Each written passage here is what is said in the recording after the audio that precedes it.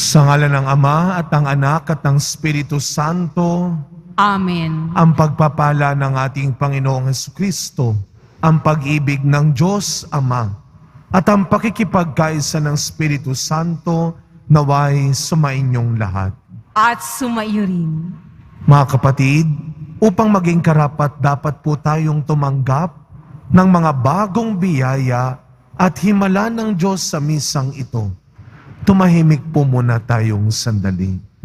At nang may kababaang loob kasama ni Maria, humingi po tayo ng awa at patawad sa Diyos sa lahat ng inisip at ginawa nating kasalanan.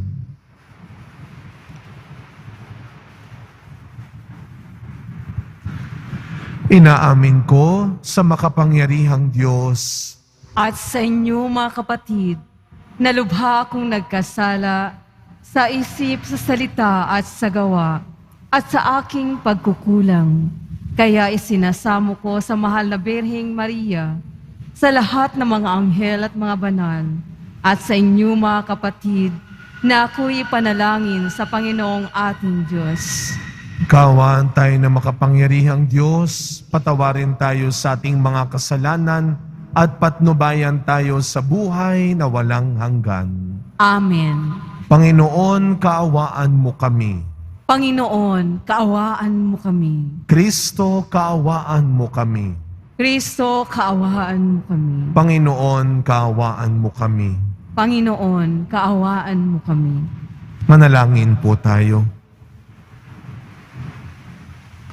Ama naming makapangyarihan, idulot mong ikaw ay makapiling ng iyong angkan at loobin mong sa pananampalatayang iyong bigay, kami makasalo sa muling pagkabuhay ng iyong anak na pinakamamahal sa pamamagitan niya, kasama ng Espiritu Santo, magpasawalang hanggan.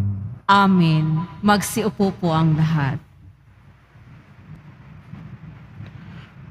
Pagbasa mula sa mga gawa ng mga apostol.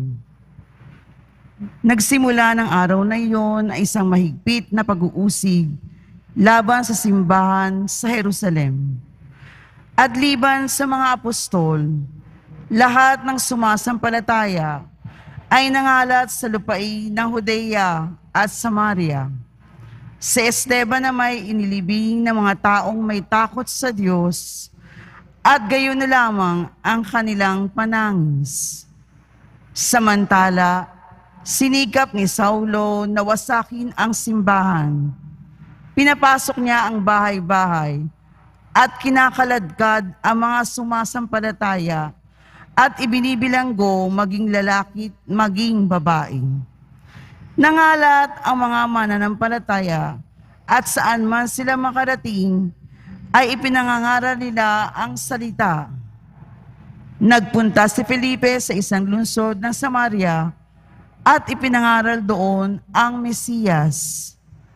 Nang mabalitaan ng mga tao at makita ang mga kababalaghang ginawa niya, pinakinggan nilang mabuti ang sinasabi niya, sapagkat ang masasamang espiritu ay umaalis sa mga taong inaalihan nito at sumisigaw habang lumalabas.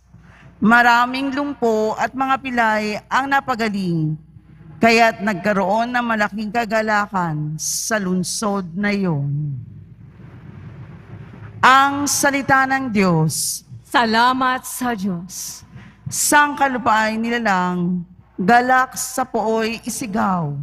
Sang kalupaang nilalang, galak sa puoy isigaw. Sumigaw sa galak ang mga nilalang at purihin ng Diyos na may kagalakan. Wagas na pagpuri sa Kanya'y ibigay, ito ang sabihin sa Diyos na dakila. Ang mga gawa mo ay kahanga-hanga. Sang kalupaang nilalang, galak sa puoy isigaw.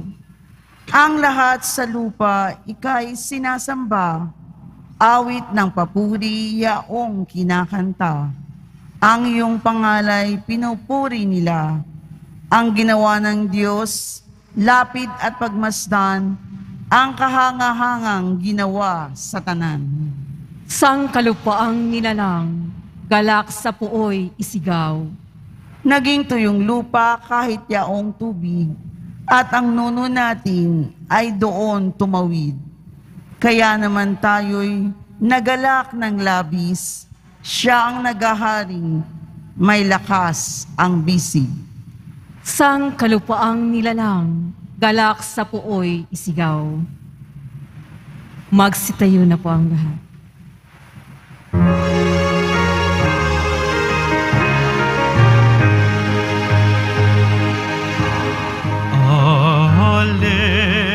Hallelujah, Hallelujah,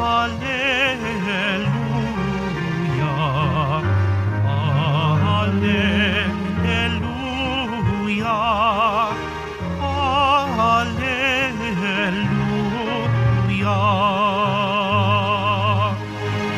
Mabubuhay na totoo ang lahat ng mga tao na nananalig kay Kristo. Hallelujah, Hallelujah,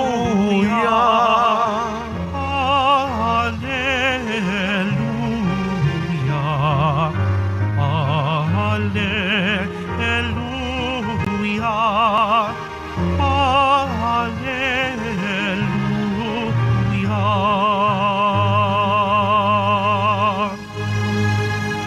Sumainyo ang Panginoon. At sumairin. Ang mabuting balita ng Panginoon ayon kay San Juan.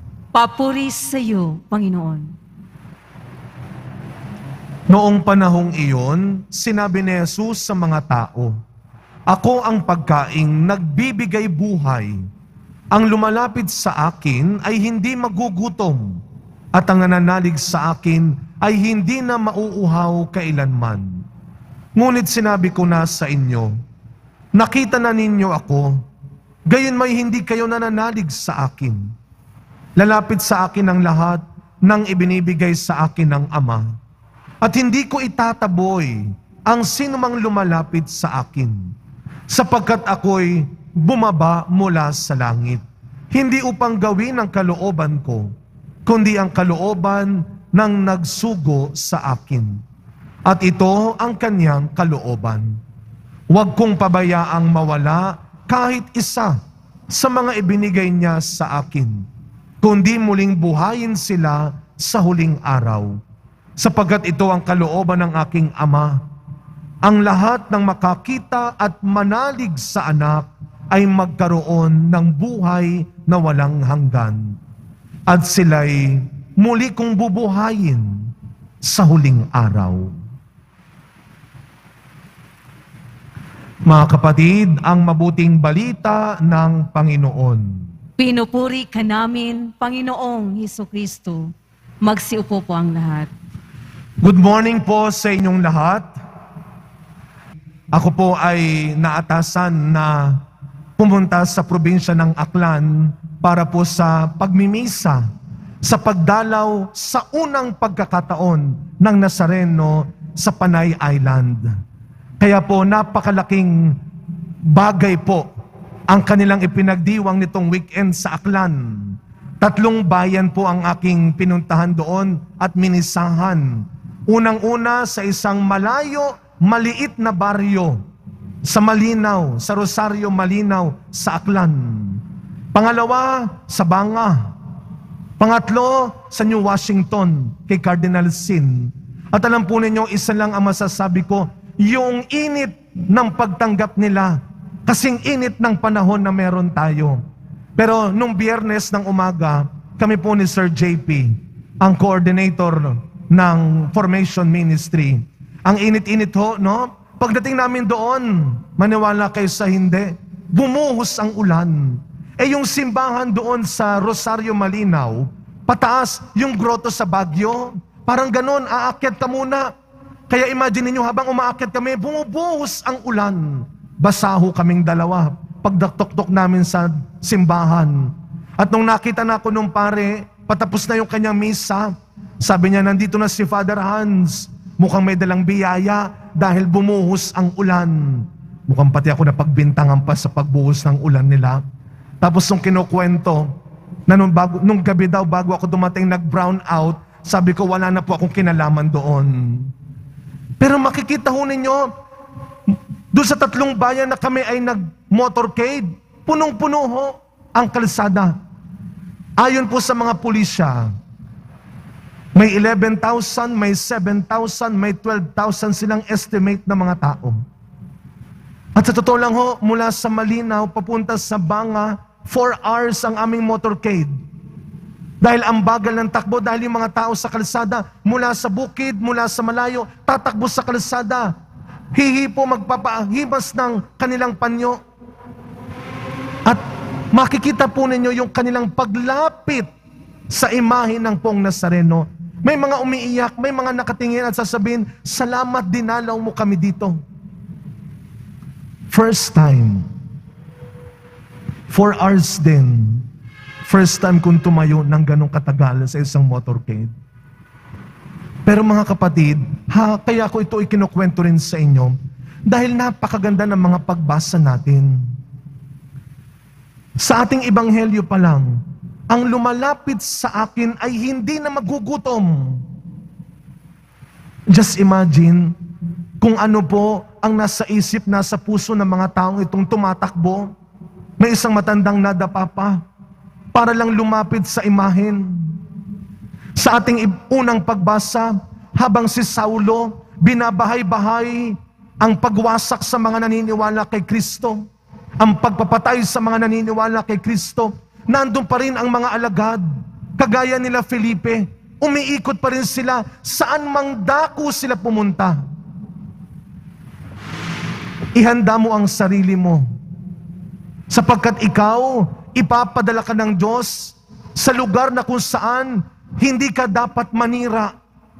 Sa lugar na kung saan wala kang ipapahamak, wala kang sasaktan, wala kang aapihin. Lagi mong tandaan at isipin, ipapadala ka ng Diyos sa isang lugar kung saan meron kang maililigtas. Meron kang dapat mahalin. Huwag mong isipin na kaya ka nandun sa lugar na yan para pahirapan ka ng Diyos, para makipagkompetensya ka, para makipaglaban ka, para maghiganti ka. Hindi. Lagi kang ilalagay ng Diyos sa angmang lugar kung saan may magagawa kang mabuti, may magagawa kang maganda. At isa sa mga isipin natin, tandaan natin, wala sa kaliitan o kalakihan ng naibibigay o nagagawa natin ang sukatan ng ating kahalagahan, kundi na sa ating pagbibigay ng sarili sa anumang kabutihan na ipinagkakatiwala ng Diyos sa atin. Sabi ni Saint Therese of the Child Jesus, my vocation is to love. Pag sinabing pagmimisyon, hindi kailangan nasa malayong lugar. Hindi kailangan mayroong kalamidad. Pag sinabing pagmimisyon, kung saan ka ilagay ng Diyos, meron kang misyon. At ang tanging misyon ng bawat isa ay magmahal. Kaya sa pagpapatuloy na misa natin, mga kapatid, nagpapasalamat tayo sa Diyos sa anumang pagkakataong ipinagkakatiwala sa atin. Hindi man tayo kasing talino, kasing yaman, kasing sikat ng ibang tao. Huwag nating kalilimutan, araw-araw, pinagkakatiwalaan tayo ng Poong Nazareno. Na araw-araw, tinitignan niya tayo, itinuturing niya tayo, hindi lang tagatanggap ng biyaya, kundi tagapagpahayag ng mabuting balita at tagapagpadaloy ng kanyang biyaya. Amen. Magsitayo po ang lahat.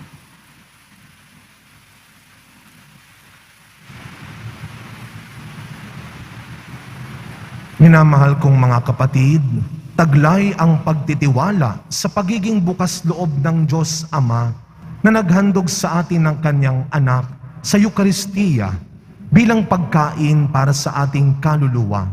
Ilapit natin sa Kanya ang ating mga pangangailangan at sabihin, Ama, pagpalain mo kami sa Eukaristiya. Ama, pagpalain mo kami sa Eukaristiya. Ang mga pinuno ng simbahan, naway magpatotoo kay Jesus na siyang tinapay ng buhay sa mundong nagugutom sa kahulugan. Manalangin tayo. Ama, pagpalain mo kami sa Eukaristiya. Ang mga pinuno ng pamahalaan, naway aktibong makisangkot sa paghahanap ng mga katugunan sa mga pangangailangan at kapakanan ng ating mahihirap na kapatid. Manalangin tayo. Ama, pagpalain mo kami sa Eukaristiya. Ang mga nag-aakalang hindi nila kailangan ng Diyos sa kanilang buhay, naway maakit na tumanggap ng Eukaristiya. Manalangin tayo. Ama, pagpalain mo kami sa Eukaristiya. Ang mga may sakit, naway maranasan ang mapagmahal na presensya ni Kristo sa kanilang pagtanggap ng Eukaristiya. Manalangin tayo. Ama, pagpalain mo kami sa Eukaristiya. Ang mga yumaong tumanggap ng tinapay ng buhay, naway magkamit ng buhay na walang hanggan. Manalangin tayo. Ama, pagpalain mo kami sa Eukaristiya.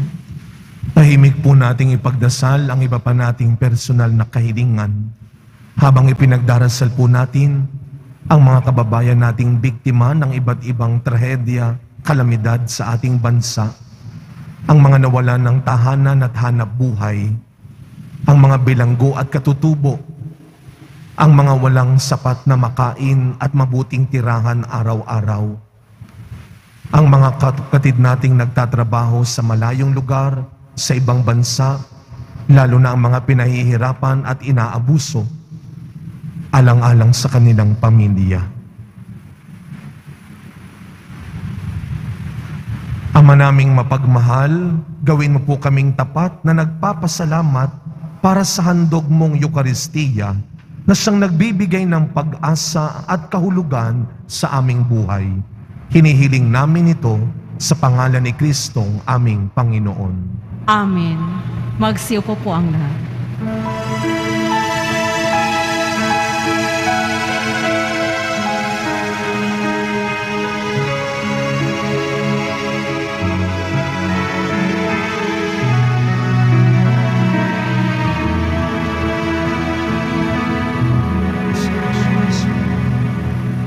Aming hatid, alay na ito, ang tinapay na nagmula sa pagpapala mo. At tanggapin ang alak na ito, inuming inihain sa'yo. Mahal naming Diyos, inyong tanggapin ang munting alay mula sa amin. Buong puso namin hintayin pagpapala na amin.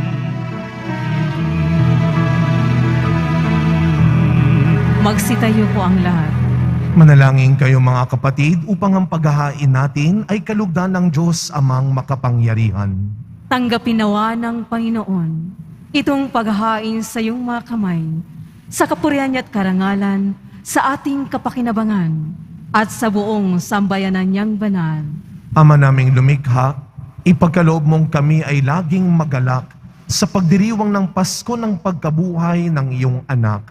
upang ang ginagawang patuloy na pagsagip sa amin ay maging sanhi ng aming ligayang walang maliw. Sa pamamagitan niya, kasama ng Espiritu Santo, magpasawalang hanggan. Amen. Sumainyo ang Panginoon. At sumaiyo rin. Itaas sa Diyos ang inyong puso at diwa. Itinaas na namin sa Panginoon. Pasalamatan natin ang Panginoong ating Diyos. Marapat na siya ay pasalamatan. Ama naming makapangyarihan, tunay nga pong marapat na ikaw ay aming pasalamatan. Ngayong ipinagdiriwang ang paghahain ng Mesiyas, ang maamong tupa na tumubos sa aming lahat. Siya'y talagang maaasahan at ang katapatan niya sa pananagutan ay siyang bumago sa dating pamumuhay.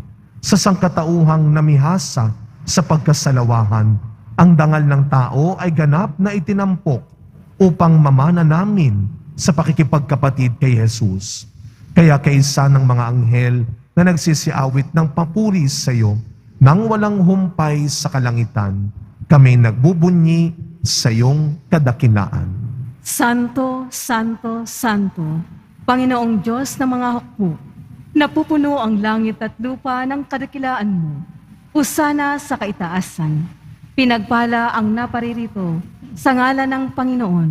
Usana sa kaitaasan, magsiluhod po ang lahat. Ama naming banal, ikaw ang bukal ng tanang kabanalan. Kaya't sa pamamagitan ng iyong Espiritu, gawin mo pong banal ang mga kaloob na ito upang para sa amin maging katawan na dugo ng aming Panginoong Jesucristo. Bago niya, pinagtiis ang kusang loob na maging handog. Hinawakan niya ang tinapay, pinasalamatan kanya, pinaghati-hati niya iyon, iniabot sa kanyang mga alagad at sinabi, "Tanggapin ninyong lahat ito at kanin. Ito ang aking katawan na ihahandog para sa inyo."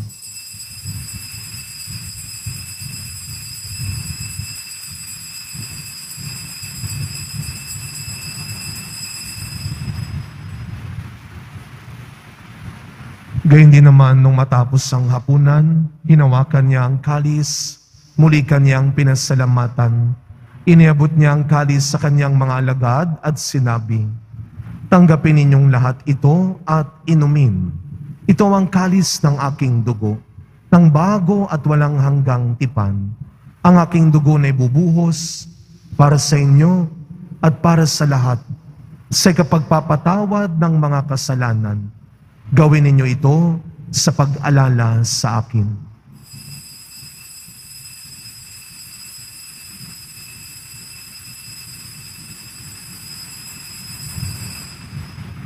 Magsitayo po ang lahat. Ang misteryo ng pananampalataya. Si Kristo'y namatay, si Kristo'y nabuhay, si Kristo'y babalik sa wakas ng panahon. Ama, ginagawa po namin ngayon ang pag-alaala sa pagkamatay at muling pagkabuhay ng iyong anak. Kaya tinaalay po namin sa iyo ang tinapay na nagbibigay buhay at ang kalis na nagkakaloob ng kaligtasan. Kami po ay nagpapasalamat dahil kami iyong minarapat na tumayo sa harap mo para maglingkod sa iyo. Isinasamo namin kaming magsasalo-salo sa katawan at dugo ni Kristo ay mabuklod sa pagkakaisa sa pamamagitan ng Espiritu Santo. Amalingapin mo po ang iyong simbahang laganap sa buong daigdig. Puspusin mo po kami sa pag-ibig kay San Francisco na aming Santo Papa, ni Jose na aming Arsobispo at ng Tanang Kaparian. Alalahanin mo rin po ang mga kapatid naming nahimlay nang may pag-asang sila'y muling mabubuhay, gayon din ang lahat ng mga pumanaw.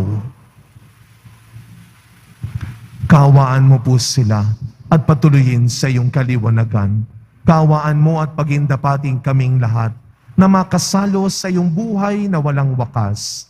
Kaisa ng mahal na Birheng Maria na ina ng Diyos, ng kabiyak ng puso niyang si San Jose, kaisa ng mga apostol, San Juan Bautista, Padre Pio, Mother Teresa ng Calcutta, at ng lahat ng mga banal na namuhay dito sa daigdig ng kalugod-lugod sa iyo, maipagdiwang nawa namin ang pagpupuri sa ikararangal mo sa pamamagitan ng iyong anak na aming Panginoong Hesu Kristo.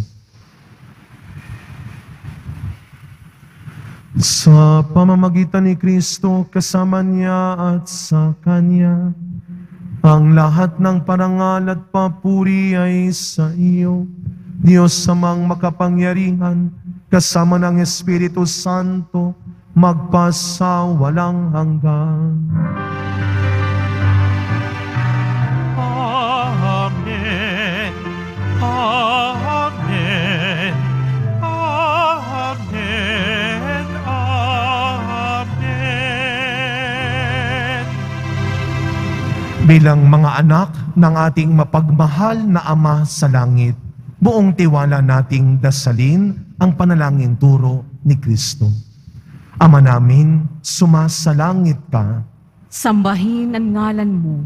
Mapas sa amin ang kaharian mo. Sundin ang loob mo dito sa lupa para nang sa langit. Bigyan mo kami ngayon ng aming kakanin sa araw-araw at patawarin mo kami sa aming mga sala para nang pagpapatawad namin sa nagkakasala sa amin. At huwag mo kaming ipahintulot sa tukso at iadya mo kami sa lahat ng masama. Hinihiling po namin kami adya sa lahat ng masama, pagkalooban ng kapayapaan araw-araw, iligtas sa kasalanan at ilayo sa lahat ng kapahamakan, samantalang aming pinananabikan ang dakilang araw ng pagpapahayag ng tagapagligtas naming si Jesu Kristo. Sapagkat iyo ang kaharian at ang kapangyarihan at ang kapurihan magpakailanman. Amen. Panginoong Jesu Kristo, sinabi mo sa iyong mga apostol, kapayapaan ang iniiwan ko sa inyo. Ang aking kapayapaan ang ibinibigay ko sa inyo. Tunghayan niyo po ang aming pananampalataya at huwag ang marami at paulit-ulit naming pagkakasala. Pagkalooban mo po kami ng kapayapaan at pagkakaisa ayon sa iyong kalooban, kasama ng Espiritu Santo, magpasawalang hanggan. Amen. Ang kapayapaan ng ating Panginoon ay laging sumainyong lahat. At sumairin. Araw-araw, binibigyan tayo ng pagkakataon ng Diyos na gumawa ng mabuti at maging mas mabuti. Magbigayan po tayo ngayon ng kapayapaan sa isa't isa. Peace be with you po. Kordero ng Diyos na nag-aalis ng mga kasalanan ng sanlibutan, maawa ka sa amin. Kordero ng Diyos na nag-aalis ng mga kasalanan ng sanlibutan, maawa ka sa amin. Kordero ng Diyos na nag-aalis ng mga kasalanan ng sanlibutan, ipagkaloob mo sa amin ang kapayapaan. Magsiluhod po ang lahat.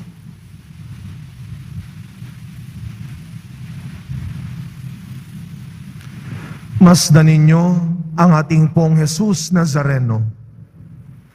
Siya ang iyong lakas at pag-asa. Ang kordero ng Diyos na nag-aalis ng mga kasalanan ng sanlibutan, mapapalad po tayong lahat na inaanyayahan sa kanyang piging. Panginoon, hindi ako karapat-dapat na magpatuloy sa iyo, ngunit sa isang salita mo lamang ay gagaling na ako.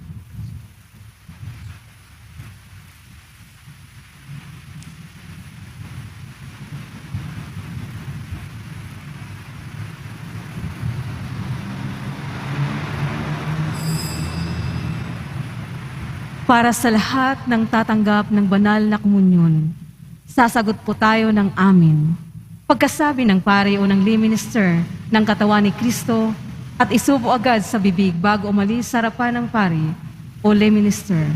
Sumunod po tayo. Maraming salamat po.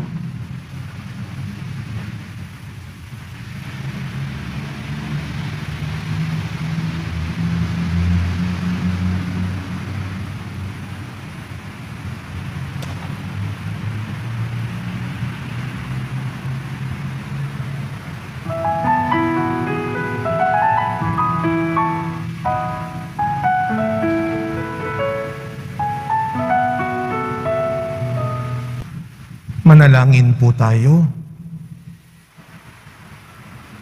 Ama naming mapagmahal, ang aming mga pagluhog ay iyong pakinggan para sa pagkakamit ng iyong tulong sa amin araw-araw at para sa pagkakaloob ng ligayang walang katapusan na pawang idinudulot ng banal na pakikinabang sa pagdiriwang ng pagpapalitan ng iyong bigay at aming alay sa pamamagitan ni Kristo kasama ng Espiritu Santo magpasawalang hanggan. Amen. Kasabay po ng pasasalamat ng ating simbahan sa inyong pagsisimba ay ang aming pasasalamat sa inyong patuloy na pagbibigay ng tulong, donasyon para sa mga programa, gawain ng ating simbahan. Lalong-lalo na po, hindi lamang ang mga pinansyal na tulong ninyo, yung mga material na bagay tulad ng bigas, noodles, delata, kape, tubig, sabon, yan po ay naibibigay natin sa mga bilangguan, sa mga kapatid natin ngayon, mga nagiging biktima ng sunog, nabibigyan natin ng tulong, kahapon sa mga institutions. Hindi po dahil walang bagyo, walang sakuna, hindi tayo makapagbibigay. Salamat dahil tuloy-tuloy ang mga pagpapalang dumarating na nagmumula sa inyo, sa kabila ng inyong mga sariling kakulangan at pangangailangan, nagagawa nyo pa rin gumawa ng kabutihan. Ang Diyos na ang magbigay ng sapat at dapat na gantimpala sa inyong kabutihan. Sumayin niyo ang Panginoon. At sumairin. Yumuko po kayo habang iginagawad ang pagbabasbas.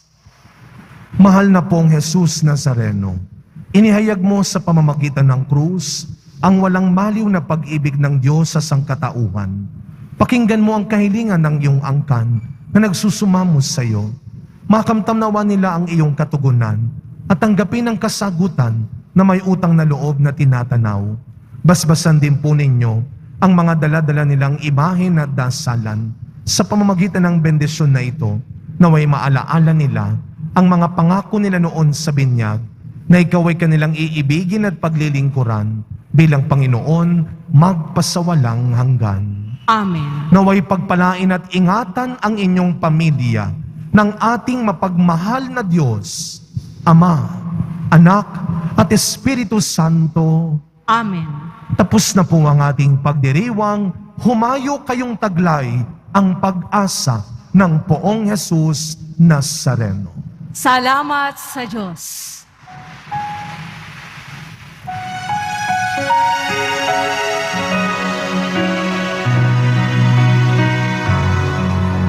Nuestro Padre Jesus Nazareno, sinasamba ka namin, pinipintuho ka namin, aral mo ang aming buhay at kaligtasan.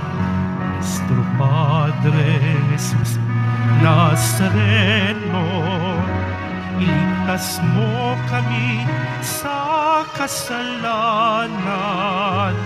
Ang krus mong pinamatayan ay sagisag ng aming kaligtasan. Nuestro Padre Jesus Nazareno, dinarangal ka na amin. Nuestro Padre Jesus Nazareno, nilulwalhati ka namin. Nuestro Padre Jesus Nazareno, dinarangal ka na amin. Nuestro Padre Jesus Nazareno, nilulwalhati ka namin.